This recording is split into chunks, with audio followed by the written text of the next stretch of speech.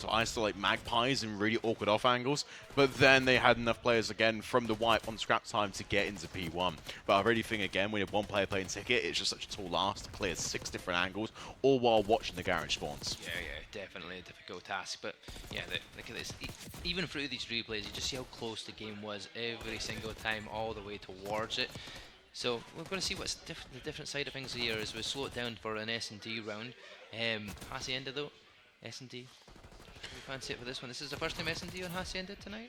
I believe it will be the second. I've seen it before today out of Block of Fate. I think it was Pablo and Major that had the privilege of watching it. Ah, okay. But that's what it was. important to note again, especially for the players on Mission Magpies, last time they were in a competitive setting at LAN, large scale, was CWL 2019. And Hacienda S&D was in the pool. So it is almost, again, a nice nostalgic throwback. We mentioned so much from broadcast, especially for the seasoned veterans here on display. But it's just going to show us, how the original Route 1 efforts of Hacienda were to be looked at. Yeah, you see the boys over of Mission Magpies as well, just admiring some of the replays as well in the back of their screen. So they're taking that time while they set up for map number 2. Webby's locked in, looking at the TV. He's just wanting to be involved, but he's like, nah, I'm getting ready for this map number 2. I saw a moment as well when I think after it was, it was Mission Magpies and they're against ICG, and the guys were going for a quick break, and we just saw Logicon slow down gradually from the station to the door, just watching his own highlights on the big screen. Just, having a little reminiscent. I mean, if you're turning up, he's still doing it now as well. They're watching about the series. You see everyone's heads glued from Magpies onto the big screen. Yep. And it's just again, little dopamine hits. Exactly that. Just reminiscent of what it is. The only problem is when they're watching the replays just now, as you see, obviously, they're not even getting to see their own names, sadly, because of the way the whole scenario has gone. It's logins everywhere. Logins of everybody. Just playing as different players that are playing in the venue, but having to head it around it. So when they go, that was me, they're like, yeah, that's Logic. That's not you. That's Rascal. That wasn't you. I feel like 18 again watching that, It's just... it's beautiful. And bearing in mind as well, we're in sort of the Gulag hours of the tournament, where we're sort of throwing out energy as a core focus of performance, but more or less, can they stick to the strategies that work so well for them while your other team, again, is sort of, reeling in the 13-hour day and kind of forgetting some of the basics? Yeah, definitely. I mean, at this point in time, to be fully functional in a game of COD with this much time here in the venue playing in front of a computer screen, it's hard enough watching. I feel like I am drained. Energy levels are dropping. We've seen the crowd as well. A simple 0-14 on Snapchat writing is one thing you need to understand in terms of encouraging morale and boosting vibes. Who's 0-14? There we go. That'd be a horrendous... Oh, is it? Oh, God. That's the map count today. Oh. Thank you, Mistaken Esports. Oh, you should be in bed tonight, but you're actually just helping. Doing our maths for us. Who needs coaches when you have the #1 ranked team just sat there explaining what's going wrong at face value? Sorry, guys. The fact that you've lost this many maps, it's not a good stat. Yeah. It's a stat to have. I mean, you're going to be the team that will be remembered for that stat, for sure. I feel like if they get a map win, and then it will be just such a morale boost, not just for them, but Mistaken as well, who are kind of here, in additional support and additional fleet, pointing out live feedback on the role, which is just really helpful. Well, the way they were in that hard point to start with, it's like their energy level started slowly diminishing as the hard point got further on. I thought the lead that they had, it was 40 seconds, it was getting further ahead. I was like, how many Spurs might do this here in the hard point? And then the second set rotations came in, and then all of a sudden you see Mission Magpies going on sprees, and I was like, okay, maybe it was a bit early, a good start, but it's just petered off at the end. But yeah, we'll be going into Hacienda. We're going to potentially see 3 rounds of Hacienda. We could be seeing S&D, Control, and then a hard point here on Hacienda. If we go the distance to map number 4 at least anyway, but at this point in time, it's going to be 2 guaranteed Haciendas. And last time we saw Quinn as well on S&D convert a 1v2 in the opening match of the day. So, a player that likes to be comfortably involved in the tactical shooter portion of Call of Duty. And we're going back to a classic. There's nothing quite like remixing an old map that played really well in S&D 6 years ago. We had a whole game for it last year. Who loved Karachi? Not me. Karachi? I wasn't that major of a dislike of Karachi. I quite liked it, to be honest. I preferred Invasion, but I did like a bit of Karachi myself. But I didn't play as much of the competitive side as you guys did. Here we go, 1 kill going the way of Hammer Esports. Make it 1 apiece though as the trade comes in. Forgot this is S&D and it's not Control. Here we go. I'm instantly thinking. See A and B and your mind go somewhere else. Yeah, there we go. I'm A and B. There we go. Control. It's not Control. But There we go, it's 2 apiece now. Bomb is about to be placed here towards this A bomb site.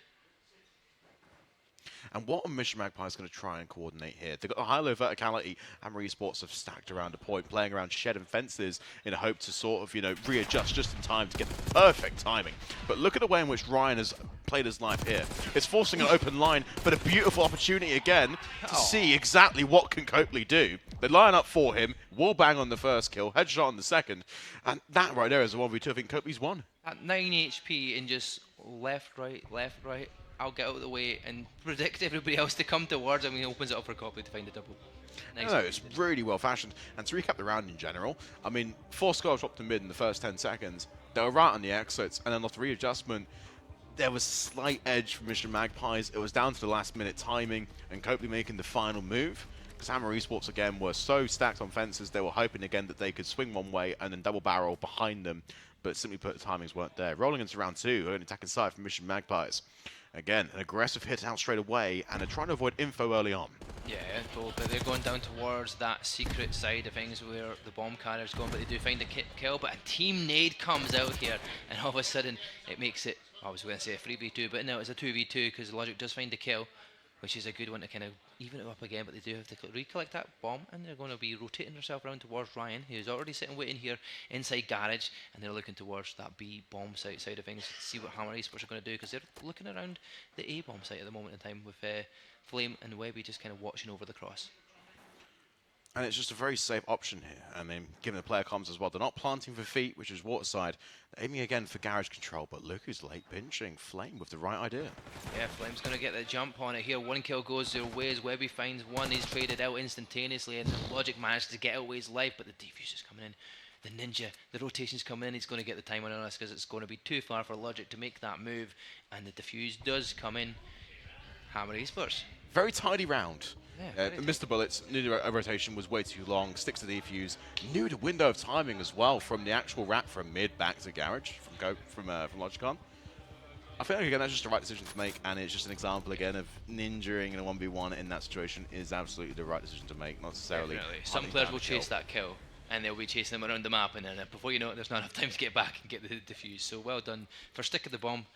Defuse and expecting the player just to kind of not get there in time, and it was well played for Harmony Spurs. As now start off here, that nade is going to come rolling back down them stairwells. Thankfully for him, it doesn't hit him though. But the first kill goes the way of Webby, opening it up here. Quinn does get found by Logic though. Logic's currently on a streak here of 3. And how they actually play around this is interesting, Mark. In a post-man situation, in this situation, it's similar to round 1 where they stacked fences and hoped that they were going to get vertical. Now this time around, they're actually opting to stick to it again, not risk facing Logicon face on at this value. But look at the wrap from Mission Magpies. It's long, 34 seconds, very doable, but solely relying on Logicon's first move, even being a bit of a bait here, just to get his teammates away from their designated location onto tin. Yeah, I wonder who's going to find the first head. There we go. You do see Tank spotting 1 player, at least from the Mission Magpies, but Logic does open up here with 1 of the kills. Finds a second. All of a sudden, it's down onto Webby. What can he do here? It is nothing is the answer to that one as Ryan finds the final kill. And they'll get the time to get the defuse in here as well. Mission Magpies will make it a 2-1 lead for them here in S&D. Fantastic. Ryan gets the defuse.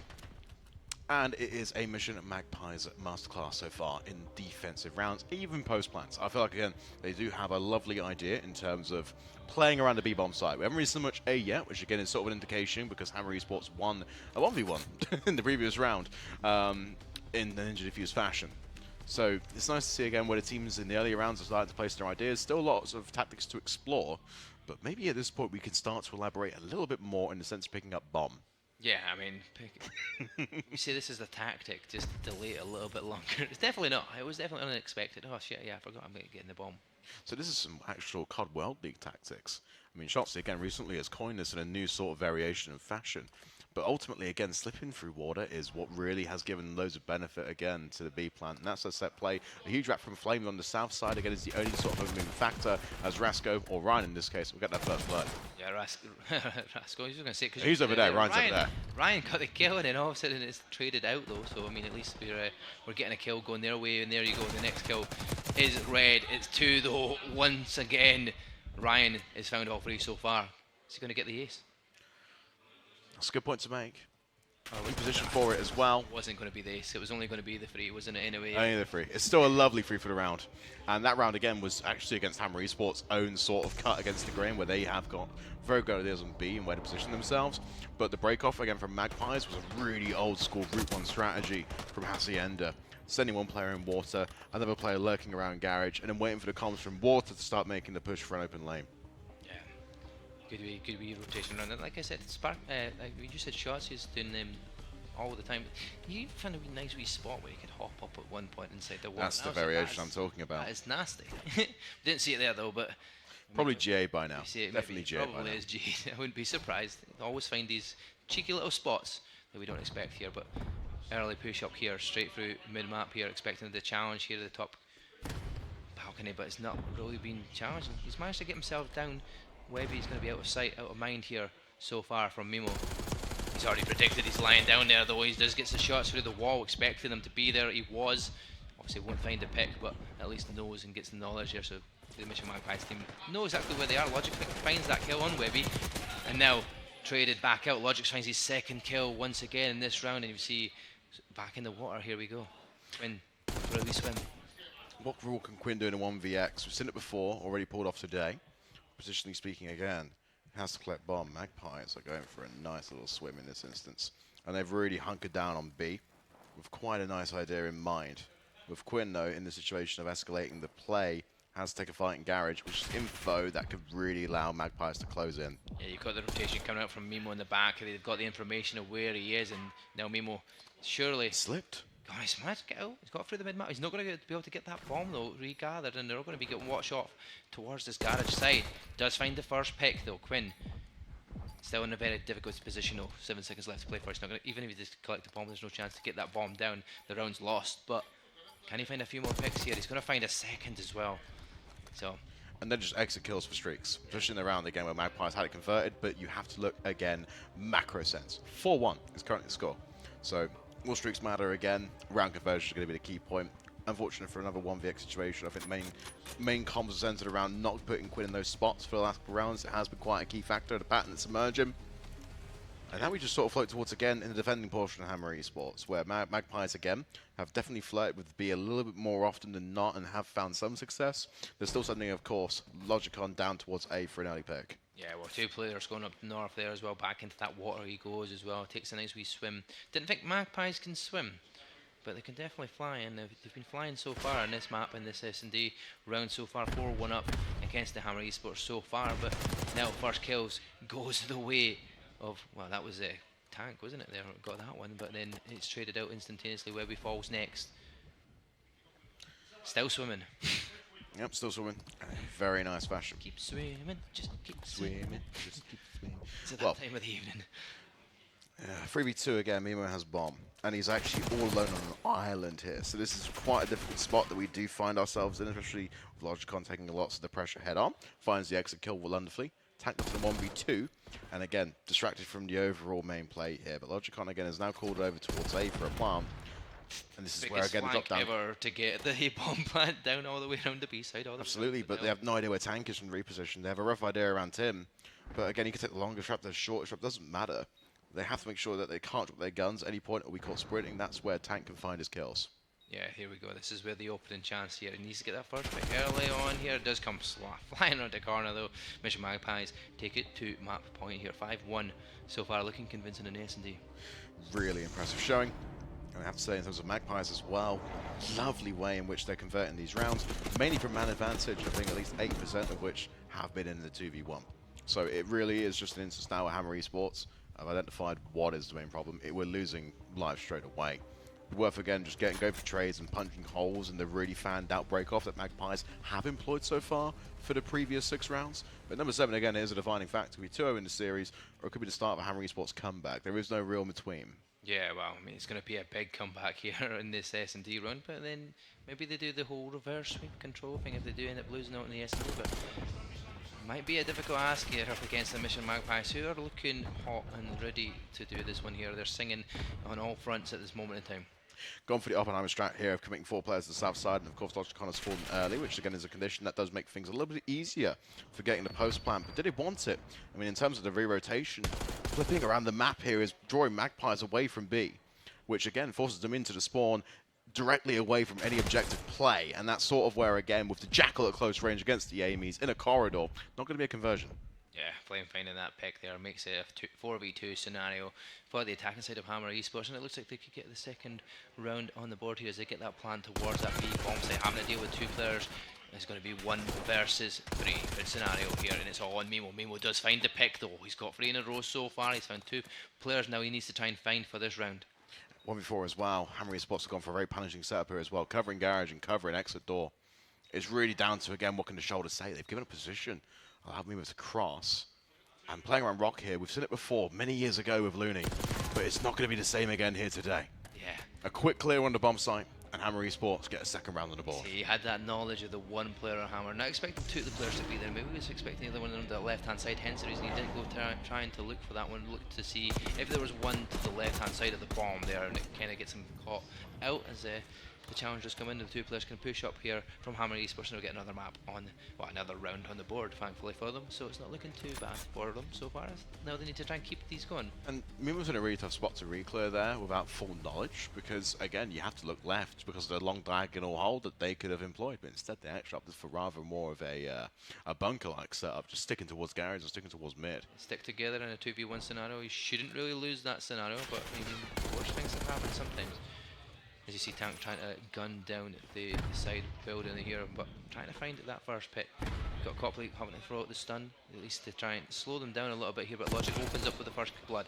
Traded out instantaneously, but then you'll see another answer back here is Ryan now having to try and get back. Mimo's finding that final kill there as well, and it's going to be a 3 versus 2.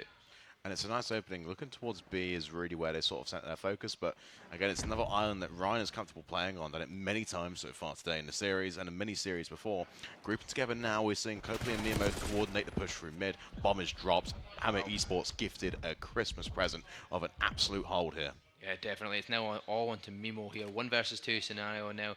Bomb is down here, so Hammer Esports are going to watch over that. But so far, looking at the minimap, both of them were looking in the exact same direction. It could have been timing here for Mimo, but it's not going to go their way. Hammer Esports 2 rounds on the bounce here, making it look a little bit better here. This is maybe get a wee bit of flow going for them. Yeah, and the 2 great rounds again, where we do see Quinn have fantastic form reading the push, but also again just allowing Flame and Tank just to have the AR set up early. They failed again, losing lives just under foot race against Magpies into mid and into sliding lanes. And there was also moments again where Magpies were employing real strategies of aim drag and sliding in front of a player with a barrel on, which just again pulls away ahead of gunfight, makes an easy trade. Hammer again are just not putting themselves in these positions to be susceptible to that. Yeah, definitely. Looking at Tank and Flame, they're pretty much the exact same here, other than the plants between them at 6-6. I was going to say 6, but it's not 6-6-6 sadly. That'd be pretty impressive if it was. But now we're getting some knowledge here up top. First kills going the way of Hammer Esports. Once again, Logic's the first to fall. Very interesting play as well, but listen to how Mimo wants to play this one.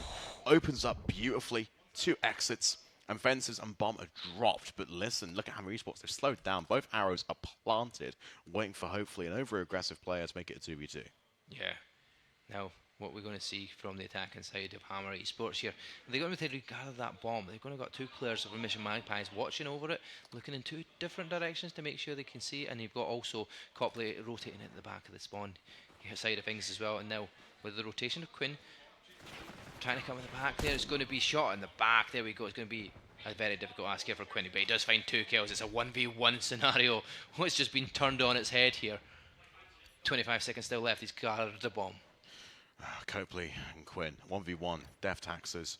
And Copley in the 1v1 has always been life for the last 10 years. And the read is almost pretty much both players.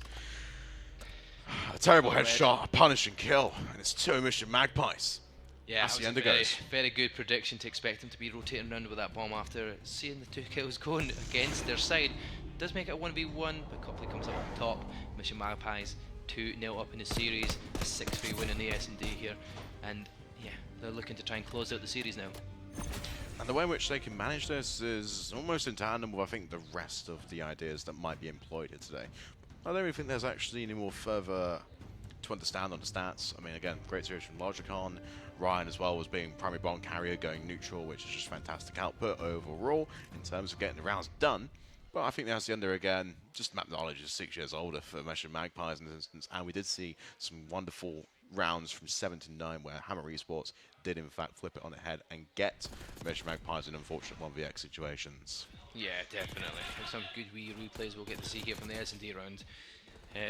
Overall, stand-up performance there from any of the individual players that you've seen. That was the kind of the standout early on. It was Logic, who looked really good at the start of it. It'd be Logical and Mimo. I think Logical and Mimo Mission Magpies had mainly controlled fences and put Hammer's main primary tactic on the ropes.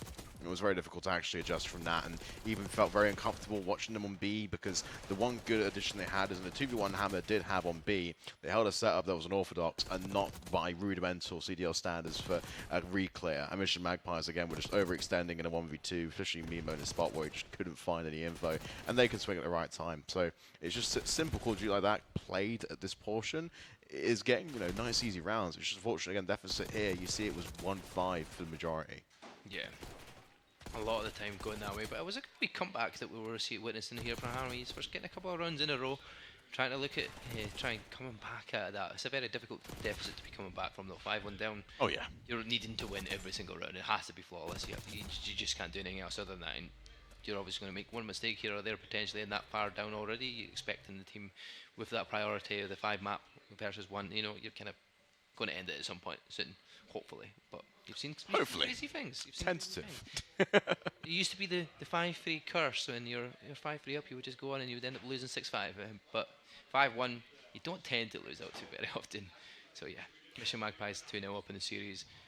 Final series of the evening as well here on broadcast, and even pretty much I'm pretty sure the other guys are finishing up theirs as well. So I mean, that'll be the final parts of it, and hopefully we could get the graphics up at the end by the results anyway, so we know who goes into what like matches for tomorrow, which is going to be interesting to see, because we know the winner of this one will go to play Avenge, which is going to be a very tough matchup no matter what. Whoever goes through at this point in time, looking like Mission Magpies at the moment, but a very tough match to be playing against anything.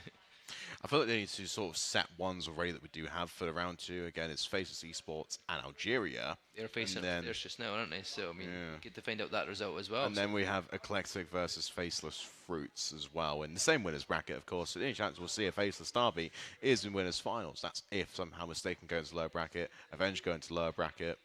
It'll be very, very tall order. But again, playoffs on a Sunday is a different level of Call of Duty. So, again, teams today might feel fun, might feel great. Tomorrow, again, it feels like a brand new set of tactics and a brand new set of fresh ideas. Yeah, definitely will. Well, they're getting the little breaks in here before the next map starts up. We're going back to Hacienda once again, this time on the control side of things. And then a series potentially here for the Mission Magpies, but Hammer Esports haven't been out and out of it with a hard point. The respawn was looking good, so I mean, if they can kind of keep the momentum that they start off with, because I feel like it drags out as the map starts to drag further into it, they start to kind of lose that momentum that they had. The kills weren't going their way. Eventually, Mission Magpies start to get warm, and they start to get the ready, predicting where the players are going to be. They've sussed out after the first set of rotations the hard point. Control, there's not anything to suss out. It's just about these spawns. Where are you going to find them on the map? Hacienda is a little bit harder, kind of, to start off the spawn trap, but once you get in there, it could be rough. I feel like that's always going to be the condition. Always going to be the absolute condition. And Hacienda control, again, we have to say, is a little bit more punishing to the attacking side. The only real chances of conversion that we've seen from attacking sides is ITG set strategy we saw a couple series ago, where they'll play for ticks on attack, hoping the other team, again, is a bit more focused on playing TDM. And that's sort of where, again, objective in this instance is a little bit greater than focusing, again, solely on the life count. If you're against a team at this caliber across the whole LAN event as well, that can hold their lives now, given the amount of reps that we've had today. Yeah. Especially now, knowing that minimum 15 maps across all 10 teams has been played. I'm pretty sure, just from the mouths of Hammer Esports, I'm pretty sure that was a Webby mouthing to his teammates saying, I want to go home. I think he's get to this stage where he is tired and he needs his nap. Oh, yeah, we can see the eye bags. That right there is Gucci. I mean, I feel like that's rough. What I'm getting too. But it has been a long day. Oh, me too. And we're going to be ending it in the next day. So I mean, it's the next game is about to start. It's going to be past 12 by the time we finish up here, at least. It will be. It should be Guaranteed. Sunday. 5 minutes, unless this somehow is the quickest ever. Uh, I doubt it's going to be done in 5 minutes. That's for sure. Oh, more than candidly, we have to accept the conditions in this one. There is just no possible way to work around a really tall order and a very tough challenge. But I say that on Hacienda, we stick to our roots from the S&D, wrap it into control. And on the attacking side, this is where things start to look a bit interesting. We're going to be having Magpies defending off the rip, with this time around Hammer Esports playing the attack portion. Yeah, exactly that. The attack for Hammer Esports to start off is which direction do we decide to go towards? Split 2 down mid, 2 down towards that B lane. Going to be trying to find these early picks. You've got Logic already set up down this right hand side here. Finds his first pick as well. There's a trade over on the other side here, but Cole is, well, I'm going to say Cole, but it's not Cole. We know this. It's Webby. Does eventually get a kill. It falls out as well. And Sparky is Mimo, so he's got 2 in a row so far at the start. So it's Logic. It's good start on the defensive side here for the Mission Magpie squad. And they've played it fairly well, but what do we see here? I mean, listen, Hammer Esports already trying to find a break for the north side of the map, but especially Magpies situated in Palace, a great opening, few kills, and great control of the mid-channel, and it's already a spawn trap straight away. Not good for Hammer Esports. Yeah, no, not at all. They're going to have to go around that long route towards B, but already reading it is Mimo. He's in a position, he's in a 4 streak. Is he going to try and add to 5? He does. There we go. This is exactly what they're wanting to do. Pin them back in their spawn side, just keep picking off these kills, but he eventually does fall. Now is this the chance they're going to push up here. 24 seconds left on the time. They're going to have to hop a zone very shortly, or else this could be the game. Also as well, DC to mention, Mission Magpies got 3 players currently in the lobby. Refs being called over just to kind of highlight what might have happened. But we're going to probably see a momentary pause. Yeah, I mean, I wouldn't even notice that because of the overlay, and well spotted. So I mean, if we've got a player disconnected, I assume we'll be going to a quick restart, but because nothing has really been done about it, but we'll wait and see. We will see. Actually, instead, the internal is telling us they'll keep playing. Wait for a DC, or wait for a rejoin, potentially. Fingers crossed, we'll see if it does happen, and we'll see what they're doing. I feel like at this point, everyone's heads at a point where they're just going, you know what, fuck it, 3v4. It's 12 AM. We're technically starting a Sunday early. Yeah.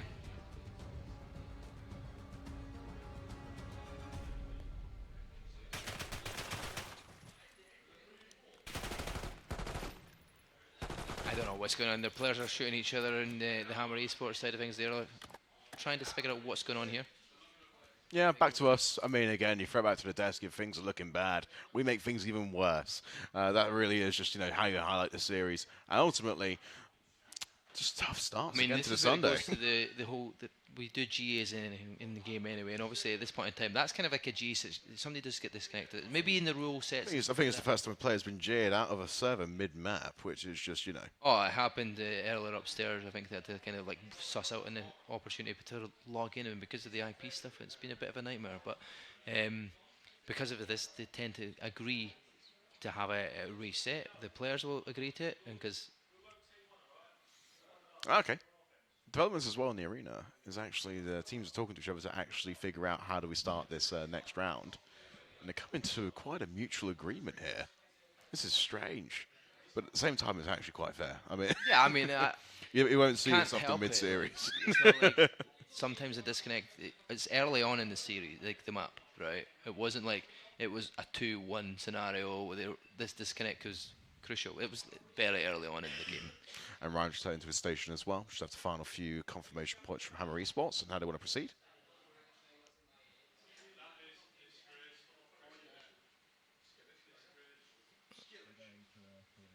Yeah, we're going for a full restart. I'm here and thanks. here, so we're going to get a good restart up with the map once again back into the Hessian. So all 4 players on both sides are ready to go into it as well. So it makes sense. The boys and the teams are expecting that. They're doing a nice wee gentleman's agreement for it. I mean, a disadvantage straight away if you're down to 1 member, especially in the control. So I mean, it makes it harder. But you've got more lives to play with because there's going to be less lives dying. There's less people there, but less control of the map, which is makes it very one-sided. It does. It also makes it very challenging as well to kind of predict what pathing should be most optimal. Yeah. And I feel like that's where we kind of divulge a little bit and try and regress the points back to what the control was going to be like for Hammer Esports. And again, what Mission Magpies kind of had early on, an original spawn trap, albeit now it kind of means nothing. They'll go back to a full restart. Yeah. Yeah, it's Yeah, just they kind were- of like they a were great gonna play agree which it has was been going to be taken a away. 1-0 start, but I mean, that was just, we're just going to go restart fully.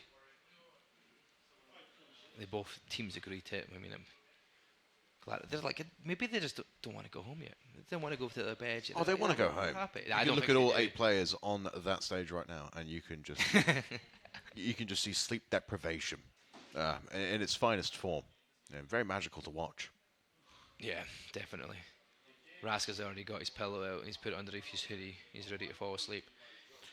I know. The only person that's still awake, actually, I'm pretty sure, is Tank. Tank is smiling, and it's midnight. What is going on with this man? Is, you know what? The best thing is about it is almost like they react to what we're saying, but they can't hear us. Like, unless they've got their volumes on their headsets completely down, which I very much doubt so, and the fact there might be sound cancelling. So if they hear us, that was quite good timing from to smell straight after you saying it as well. I mean, good stuff. I like it. It's like a reactive team. Imagine we had listen-ins as well. That'd be something else. Oh, listen-ins. That would change the age rating quite drastically God, that would from be. what we're actually used to dealing with here. Yeah, we're going from I love a good listen-in. I do love it. 15 to like 25 plus there. It's big risk to take here. Oh yeah, for sure. But at this point, I'm kind of down. Good fun though. It's good fun. I do. And how the listen-ins work as well? We just get like a studio microphone just hovering around like Players. the players. I know. I mean, they're in a Discord server chat, right? I don't know what Discord. They're in their own Discord. It would be. It's usually Discord for listeners. We but I'm just thinking, have to, how like, could we be creative how at could this we- point? How could we really make things a little bit more special?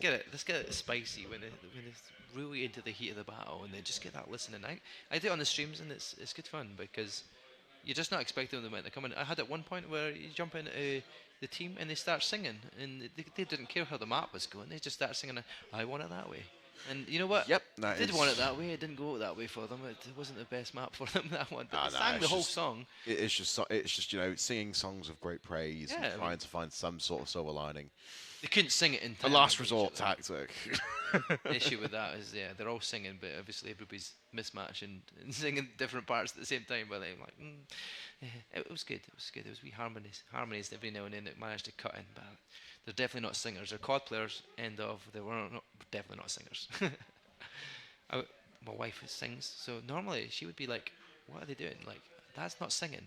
I'm like, "Yeah, that's not singing." Yeah, that's not singing. Like they're trying to sing, but I mean, they're just trying to.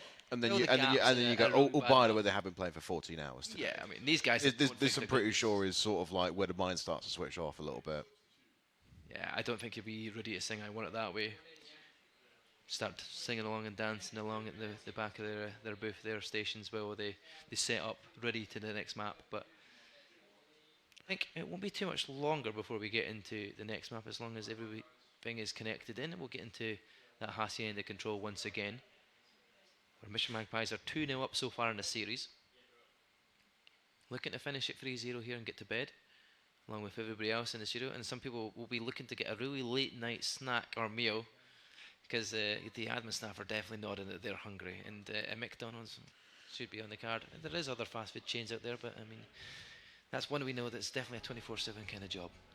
I feel like I'm currently like sat on like channel 6, 7, 8 at 4 in the morning watching the infomercials, or some guy telling me shampoo made in Latvia that like fixes your hair Please up. call Yeah. 0800 757 757. If you want to win a map, Hammer Esports are on the hotline just over here. Put it on a weed rotator belt. A couple of different products you can see on screen. He's getting PC checked, but not for cheats. Oh Could god, use it's some. definitely getting late. It's getting late. Could definitely use some. I don't even know if, like, by the time I get to bed, I don't even think I'll go to bed because I'll be too buzzing now. I've been up for that long. The caffeine levels are still high, but I mean, here we are into the control, and thankfully we're going to see a reset completely, and we'll be back in. All four players on both sides are ready to start off. But there you go, look at that opening. Logic sees all four players there pushing up towards that B site. And it's nice to see as well, just openings that look really fantastic here. Quinn's already found his way through mid.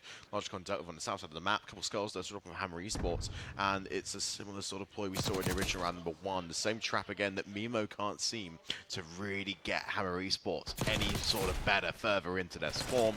It just makes a nice little staggered push. But look at the opening here as well. You're allowing players, especially from this position, pushing Copley to just hold angles that again can support and can fill. Yeah, definitely. Did a good solid start once again in the defense, looking to try and get that spawn trap. But this time on the B side of things, where they're all spawning over, trying to get themselves through. 2 kills go their way though, and Hammer Esports do get a wee bit of breakthrough towards that B site, and all 4 players dead for Mission Magpies. Means that they're going to get a wee split spawn. They're going to come in from the back there, and you're going to see. Who's that? Ryan and Copley trying to get both actions on their side, and Logic pulls off the frag nade as well. And that's going to be all 4 players dead. Only Webby is going to have to be rotating around the other side of the map, going towards that A bomb with the A site. Sorry, with 26 seconds left to play for. And it's an opening again that is just really dedicated towards big Hammer Esports and break up. 23 seconds left. Quite a substantial life deficit as well. Ryan Cott hitting top form. Yeah, it's a full wipe again. 17 seconds to foot race towards A, and Mission Magpies are setting up quite nicely. Yes, they are. 4 kills in a row for Ryan, 3 in a row for Copley, 2 in a row now for Mimo. Make that free. Nice wee start. He's going to make it 4 as well. Yes, he is. And he's got his name tag up to even show off that one as well. Thankfully, he's going to be able to have a wee clip in store with his name that he can spread over his socials for that one. Yeah, the bio is going to be quite interesting. It's going to be 12 AM. Winners round 1. Can't touch me. Kiss. 4 kills. Look at this wee little kill feed as well. You're going to see it again in our best play. Fantastic little bit of play. They're just all lining up for him just to find these kills. And as well, we had a player supporting if he were to die. So, yeah, just going to show you Magpies again, really sort of chasing the red dots in the latter portions of today's series. It's like Hammer Esports went, right, we'll just all send it through this doorway in this arch and we'll hopefully get through. At some point, nope, Logic. Mimo, like, they're not going to let you through any door. But Ryan and Mimo starting off in the second round here, 4 kills each, and Copley with 3. So, I mean, it's a good really start to the first part of the hard point here. The control, sorry. So Ryan and Mimo on for streaks as well this round. That's if the opening break-off is perfect, which it looks to be so. Full control offenses, Setnates as well over in tin, clear out the area, and the remaining players, Mini Logicon, pushing mid, trying to get the exits, fighting all the clean kills. It's looking too one-sided so far. Every single member in the Mission Magpies are looking good here. Oh, 0 and 8 for Tank at this moment in time. It's not the start you want here. Mimo though, 5 spree. Ryan's on a 6 spree. They're getting the kills around. They're all just eating the kills here for Hammer Esports. So they're looking towards that B. Oh, wow.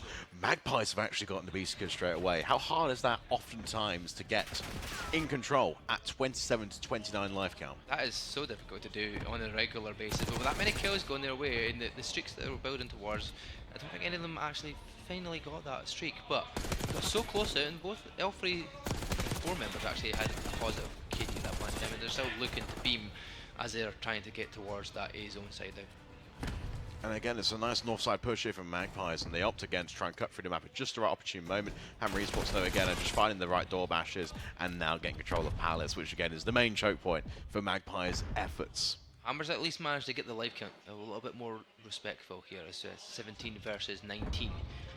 Got Flame on a 3 streak, Quinn on a 2 streak, trying to hold the players back in the squad. He's going to add 1, but doesn't add the next one to it. He will fall eventually. The trade comes in. Now 2 dead though, going their way. Ryan finding that kill. They've still got the advantage kills. They were obviously on the attacking side. They need to try and get towards that A site. If they can do, they need to get the kills around the edges. They do so. Jordan Mimo is finding that kill, and all of a sudden few more players go their way. It's 4 dead in the feed here in a row here for Hammer Esports. They're getting the kills they need to slow the progression towards that A site, but it's still got a minute to play for.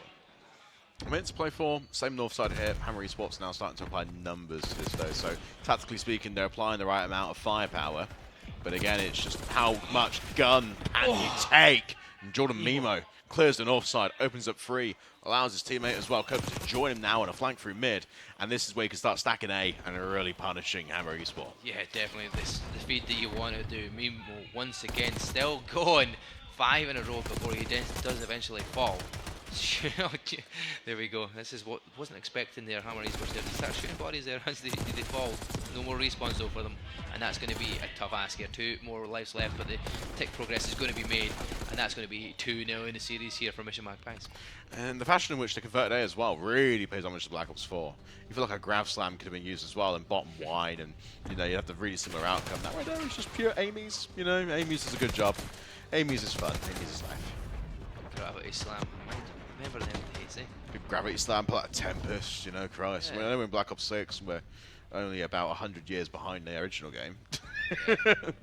Crazy, crazy stuff. But Mission Magpies are on map point, which also means match point, which means continuing tomorrow in the winners bracket, going towards Avenge Esports if they win this next round here in the control. And the way it's going, I mean, I don't see Wishing Magpies dropping it at this point in time in the defense.